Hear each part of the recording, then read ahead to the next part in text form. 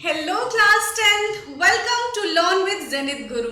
मैं हूं निकी पंडित और आज की क्लास में हम करने वाले हैं what do acids and base have common in them. Acids और बेस में ऐसा क्या कॉमन होता है, हम कैसे आइडेंटिफाई करेंगे, ठीक है, लैब में कि कौन सा एसिड है कौन सा बेस है। अभी तक हमने कलर चेंजेस वाले देखे थे कि लिटमस पेपर पे ये कलर आएगा तो हम आइडेंटिफाई कर लेंगे कि ये एसिड्स है ये बेस है, ठीक है।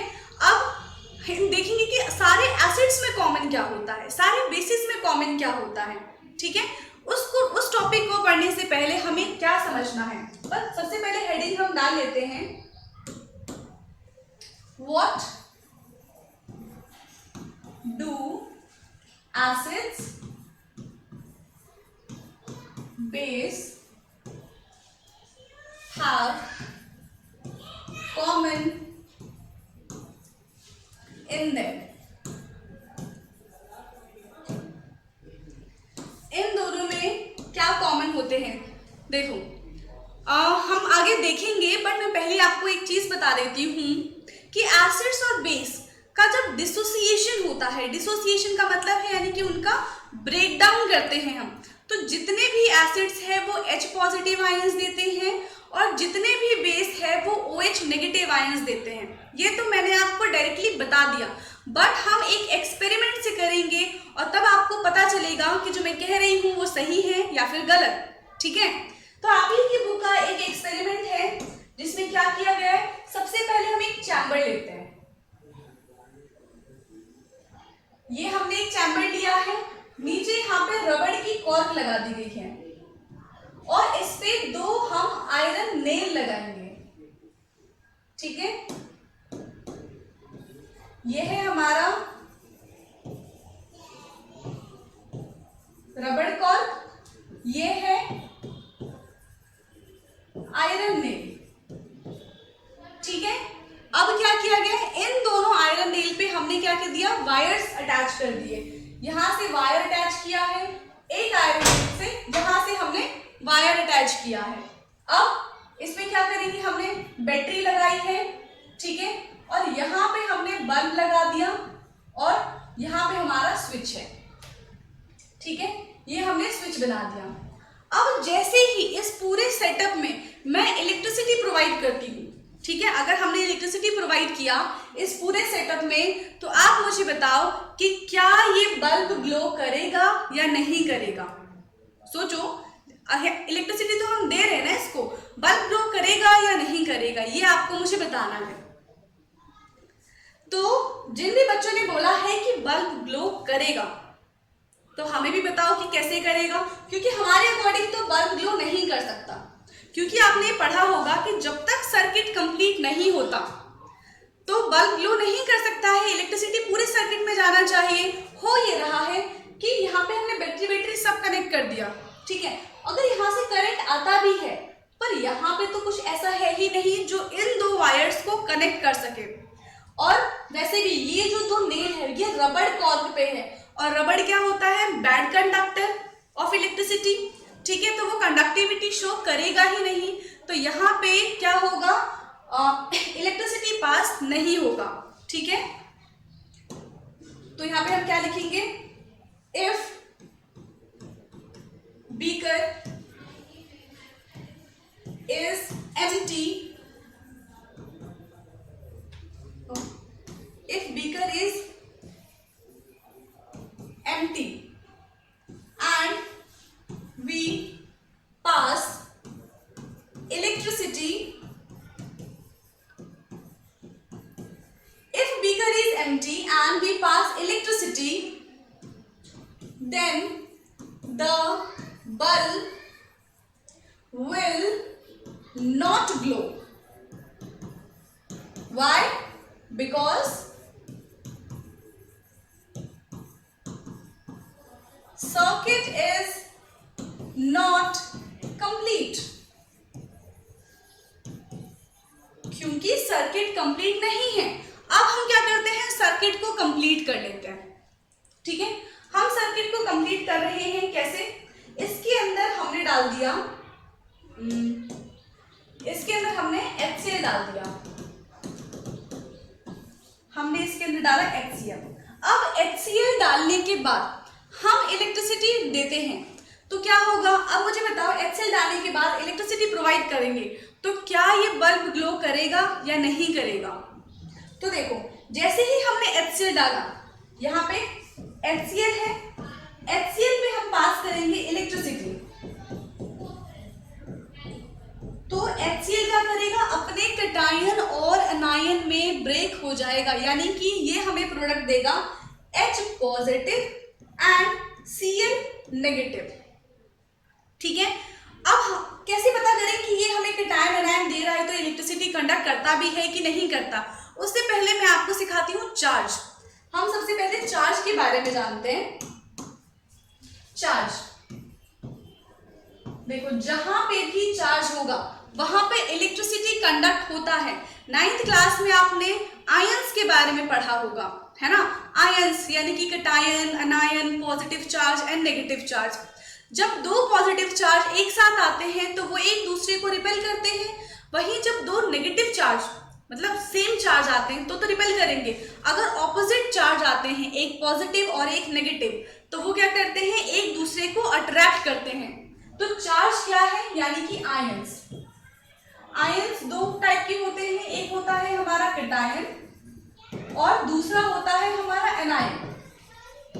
कैटायन का मतलब है पॉजिटिव चार्ज और एनायन का मतलब है negative charge. Positive charge and negative charge. तो जहां पे भी कैटायंस एंड अनायंस होते हैं ये इलेक्ट्रिसिटी कंडक्ट करते हैं। चार्ज कंडक्ट इलेक्ट्रिसिटी, यानी कि cation and अनायन have, cation and अनायन have ability to conduct electricity। ऐसा नहीं है कि सारे सॉल्यूशन उस बीकर में डाल दे और इलेक्ट्रिसिटी हम उसके अंदर प्रोवाइड करें तो सबके सब बल्ब को ग्लो करा सकते हैं, ऐसा नहीं है। वही सॉल्यूशन बल्ब को ग्लो करा सकते हैं जो डिसोसिएट होने के बाद कैटायन और अनायन में ब्रेक हो जाए। तो यहाँ पे क्या था, यहाँ पे HCl है, HCl कैटायन और अनायन में ब्रेक हो चुका है, तो यानी कि ये बल्ब ग्लो करेगा। तो इसको हम कैसे लिखेंगे, यहाँ पे हम लिखेंगे when we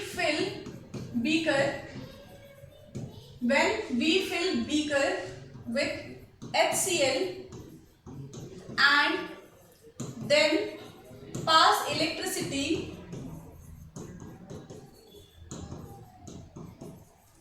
when we fill beaker with HCl and then pass electricity, the bulb will glow।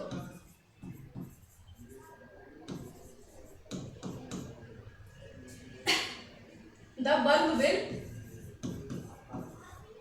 ठीक है, बल्ब क्या करेगा, वो ग्लो करेगा because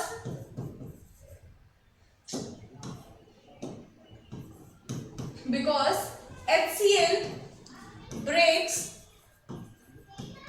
into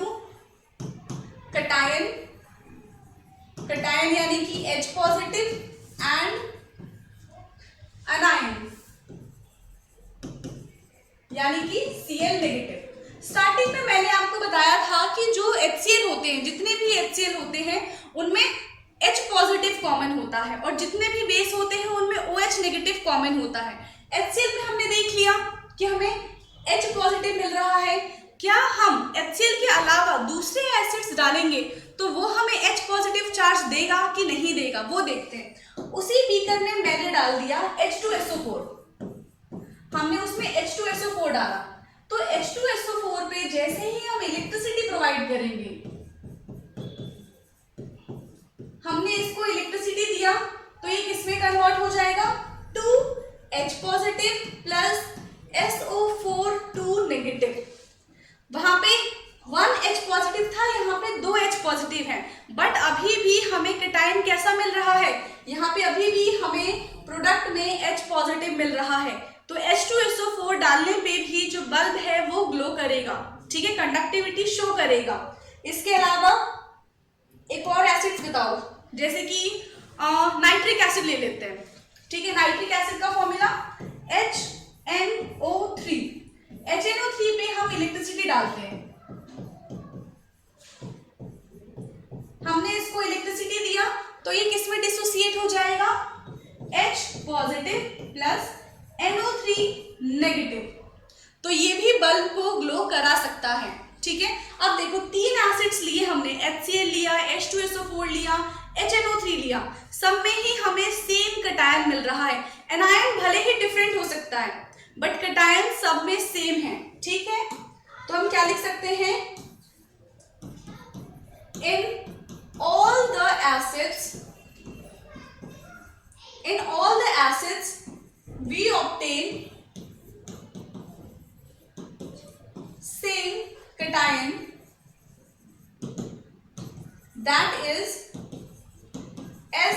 that is H positive या फिर हाइड्रोनियम आयन, ठीक है। H पॉजिटिव को हम हाइड्रोनियम आयन भी कहते हैं। In all the acids we obtain same cation that is hydronium ion, but anion may be different.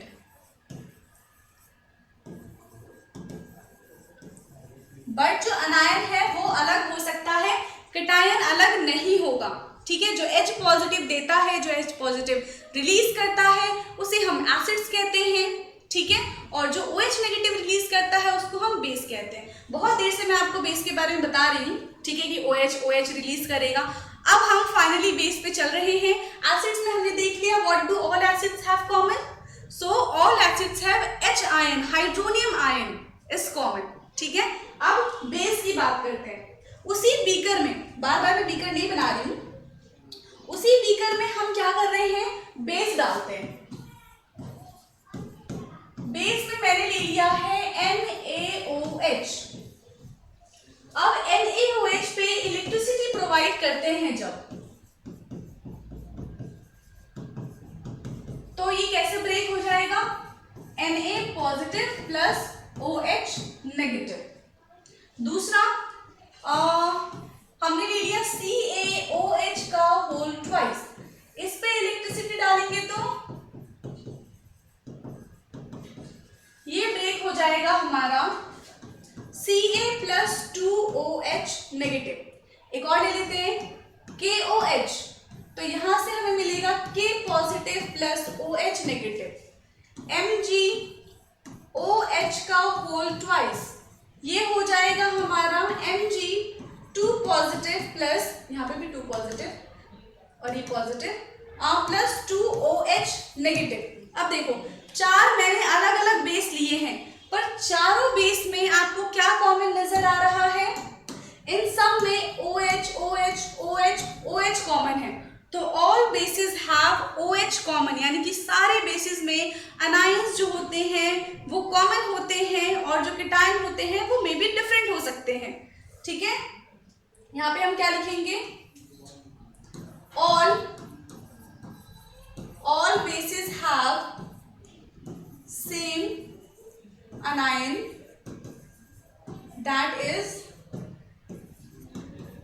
OH negative but may have different cation। Clear है, सबके पास same अनायन है बट डिफरेंट कीटायन हो सकते हैं।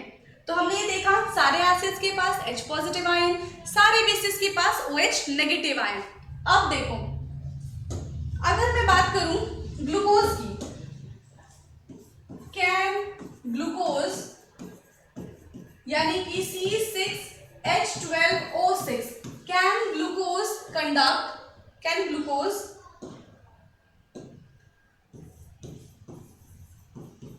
conduct electricity and glow bulb। क्या जो glucose है वो इलेक्ट्रिसिटी कंडक्ट करके बल्ब को ग्लो करा सकता है? तो देखते हैं कि क्या ग्लूकोज डिसोसिएट होगा। तो देखो C12 शुक्रोज का हो गया ये C6H12O6, ये क्या करेगा, ये डिसोसिएट ही नहीं होगा, 100% डिसोसिएट नहीं होगा। क्यों? क्योंकि ये एक ऑर्गेनिक कंपाउंड है। जितने भी ऑर्गेनिक कंपाउंड होते हैं वो 5 to 10% ही डिसोसिएट होते हैं, बट जितने भी इनऑर्गेनिक कंपाउंड्स होते हैं वो 95% तक डिसोसिएट हो सकते हैं। जो जितना ज्यादा और जितने अच्छे से डिसोसिएट होगा वो उतना अच्छा कंडक्टिविटी कर पाएगा। तो ये डिसोसिएट नहीं होगा, तो it will not glow the bulb, it will not glow bulb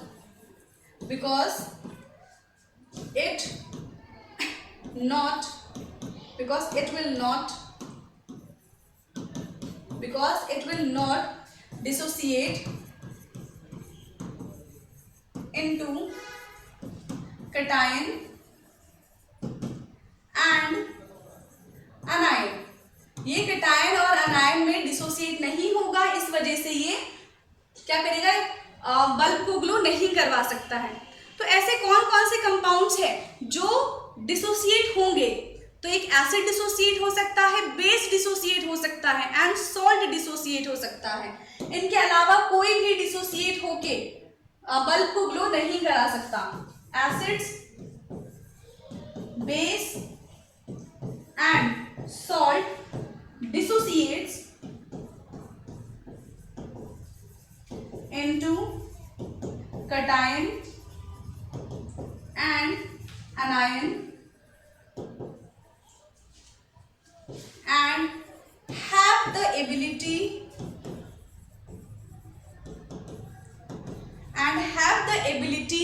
to glow bulb, और इन्हीं के पास एबिलिटी है कि वो बल्ब को ग्लो करा सकते हैं। बाकी कोई भी नहीं है जो बल्ब को ग्लो करा सकता है। ठीक है, क्लियर है इतना? देखो इसको अब एक बार। ओके, इसके बाद क्या देखेंगे? पिछली क्लास में हमने देखा था कि जब हम एसिड और बेस का रिएक्शन करवाते हैं तो हमें एक न्यूट्रलाइजेशन रिएक्शन मिलता है, हमें वाटर मिलता है। तो अब हमने देख लिया कि जितने भी एसिड्स हैं वो ब्रेक डाउन करके हमें क्या प्रोडक्ट दे रहे हैं, जितने भी बेस हैं वो ब्रेक डाउन करके क्या प्रोडक्ट दे रहे हैं। तो इनके प्रोडक्शन से वाटर कैसे बनता है हम वो देखते हैं। जैसे कि एसिड्स है, ये हमारा एसिड है, यहाँ पे हमने एक बेस ले लिया, एसिड में हमने लिया HCl, बेस में हम लेते हैं NaOH। एसिड का डिसोसिएशन करवाया तो वो Cl negative plus H positive में ब्रेक हो जाएगा, और अगर NaOH का हमने ब्रेक डाउन करवाया तो वो क्या हो जाएगा, Na positive plus OH negative में ब्रेक हो जाएगा। तो देखो कैटायन एनायन से कंबाइन हो सकता है ना, कैटायन कंबाइन नहीं होगा, एनायन कंबाइन नहीं होगा, डिफरेंट चार्ज ही कंबाइन हो सकते हैं। तो इसका H पॉजिटिव हाइड्रोजन यानी कि एसिड्स का H पॉजिटिव और बेस का OH नेगेटिव आपस में मिलकर रिएक्शन करते हैं और यहाँ पे बनता है वाटर। देखो इन दोनों ने मिलकर बनाया है सॉल्ट, हमें यहाँ से प्रोडक्ट मिला है NaCl प्लस H2O। जो एसिड्स रिलीज करता है H पॉजिटिव और जो बेस रिलीज करता है OH नेगेटिव, उन दोनों को मिला के हम बनाते हैं वाटर, और बाकी का जो मेन प्रोडक्ट है वो क्या हो जाएगा, सॉल्ट। ठीक है, तो इस रिएक्शन से हम कहते हैं कि जब एसिड और बेस मिलते हैं तो सॉल्ट एंड वाटर बनाते हैं। ठीक है, अभी तक हमने थ्योरी पढ़ी थी इस पे, अब हमने देख लिया कि कैसे सॉल्ट और कैसे वाटर बनता है। क्लियर है इतना? तो आई थिंक आज की क्लास के लिए इतना सफिशिएंट है। बाकी मिलते हैं नेक्स्ट क्लास में। जितना भी पढ़ाया है आपको एक बार अच्छे से सबका रिवीजन कर लेना। ठीक है, क्वेश्चंस भी करेंगे हम इसके, बट जितना भी थ्योरी है उसको एक बार अच्छे से कवर करना, ताकि नेक्स्ट क्लास में अगर कुछ पूछा जाता है, जो भी हम आगे की नेक्स्ट क्लास में देखेंगे, तो वो सब आपको पहले से ही आता हो, है ना, कुछ भी कंफ्यूजन ना हो, कुछ भी डाउट ना रहे। और अगर आज के चैप्टर से कुछ भी डाउट होगा तो आप मुझसे इमीडिएटली पूछ सकते हैं। ओके, आज की क्लास के लिए इतना ही, बाकी मिलते हैं नेक्स्ट क्लास में। Thank you.